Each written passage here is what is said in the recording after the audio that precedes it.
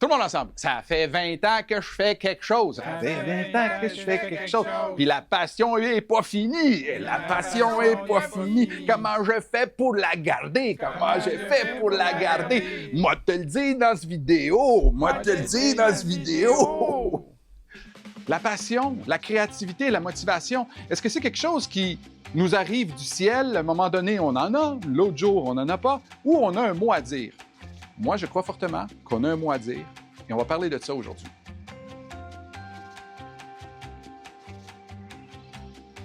Je vais vous raconter une petite histoire pour le premier truc.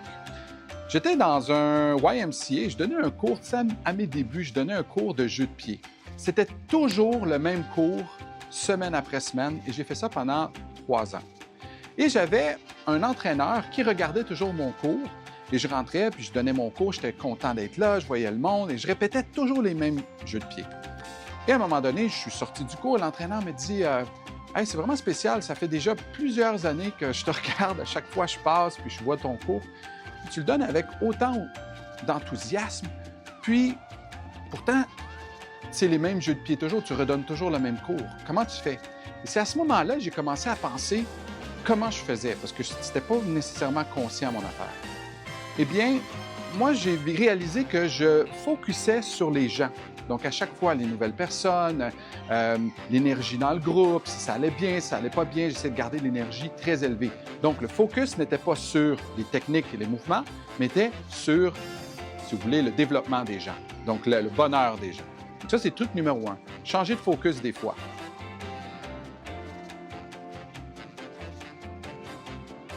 Deuxième truc, l'interrupteur de lumière. Alors ça, c'est une belle image pour moi. Alors tout d'abord, ce que je vous suggère de faire, c'est, peu importe votre travail, imaginez un personnage qui fait ce job-là et dans votre tête, vous vous dites, cette personne a telle qualité. Alors vous imaginez, admettons, on va prendre par exemple professeur de salsa. Dans mon cas, j'imaginais un professeur de salsa plein d'énergie, toujours souriant, toujours attentif aux besoins des gens, toujours encourageant. Ça, c'était mon archétype on va dire, de perfection d'un prof de salsa. Fait que ça, je m'imagine ça.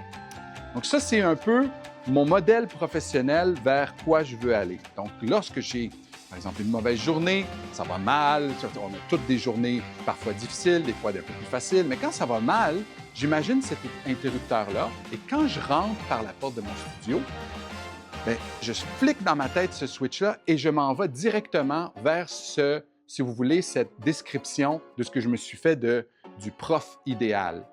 Et je vous dis qu'à force de le pratiquer, mon switch vient de plus en plus rapide et ma capacité de me rendre là devient de plus en plus vite.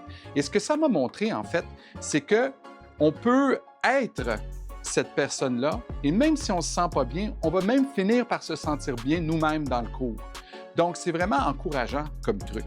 Donc, vous pouvez vous imaginer quelqu'un de votre profession, comment il serait, l'idéal de cette personne-là, et par la suite, bien, vous crinquez, puis on part, puis on se rend là, puis pendant le cours ou pendant votre job, bien, vous faites ça. Alors, dans le cours, je suis le meilleur de mon moi-même. Et la preuve, c'est que vous pouvez demander à ma femme, puis elle va vous dire si je suis tout le temps comme ça. Et vous essayez, vous lui demanderez, on passe à autre chose. Truc numéro 3. Alors, j'ai une petite histoire que j'ai vécue avec mon coach. Mon coach donnait plusieurs cours par semaine et à un moment donné, il me disait qu'il donnait plus qu'à 10 cours privés par jour. Je me disais que ça se peut pas. À un moment donné, tu vas être fatigué, démotivé. Puis je lui ai dit, ça t'arrive-tu d'être démotivé ou fatigué? Puis il m'a répondu non. Je lui ai dit, mais pourquoi? Il m'a dit la phrase magique que je garde jusqu'à ce jour. Il m'a dit, quand je vois les clients rentrer par ma porte, je me dis, c'est à cause de eux que je peux faire le métier que j'aime. Je trouve que cette phrase-là nous montre comment on peut être connecté et changer notre perspective sur le type d'emploi qu'on fait. Donc, c'est les personnes et nos clients qui nous permettent de faire le métier qu'on aime. Donc, ça change un peu la perspective. Si jamais vous n'êtes pas motivé, bien ça motive assez vite si on pense à ça constamment. Donc, c'est une forme de gratitude, en fait.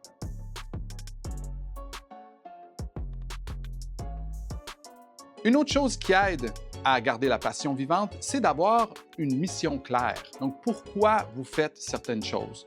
Le pourquoi est beaucoup plus important que la chose elle-même. Donc, si jamais vous êtes, admettons, un coiffeur, disons un coiffeur ou une coiffeuse, puis là, vous faites l'action de couper des cheveux. Donc là, après un certain temps, vous allez dire, « Ah, je me lève, je fais toujours couper les cheveux. » Puis là, à un moment donné, on déprime, on se dit, « Ah non, on peut toujours les mêmes gestes journée après jour. » Donc, une fois qu'on a une mission, admettons, votre mission, c'est ben, je vais aider les gens à être mieux dans leur peau, je vais augmenter les gens. Bien, ça, c'est une mission qui est inépuisable, car à chaque jour, vous pouvez l'accomplir au travers de votre service.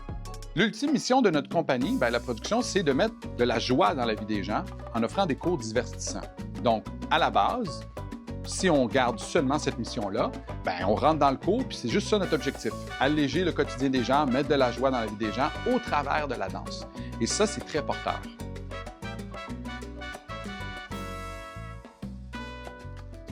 Dernier petit truc.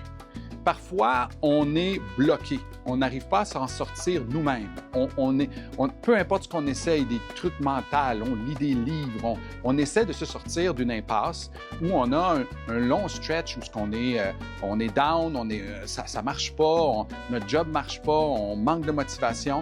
Bien, c'est le moment venu de demander de l'aide.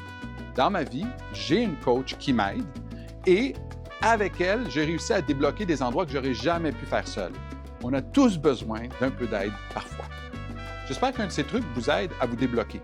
Parce que, comme on sait, c'est pas même le fun d'être bloqué, puis on ne sait pas où ça s'en va, les journées sont longues, puis le temps ralentit, pas le fun. Donc, si un de ces trucs vous a aidé, vous pouvez me laisser savoir. Au plaisir. On se voit aux prochaines vidéos.